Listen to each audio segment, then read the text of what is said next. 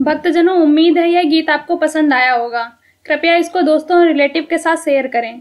अगर आपको किसी भजन पर प्रस्तुति चाहिए तो कमेंट करें। हम आपके लिए इस चैनल पर उस भजन को प्रस्तुत करने का प्रयास करेंगे। अगर आपने हमारे YouTube चैनल को सब्सक्राइब नहीं किया है तो तुरंत सब्सक्राइब करें और बेल आइकन दबाना बिल्कुल ना भूलें। धन्यवाद।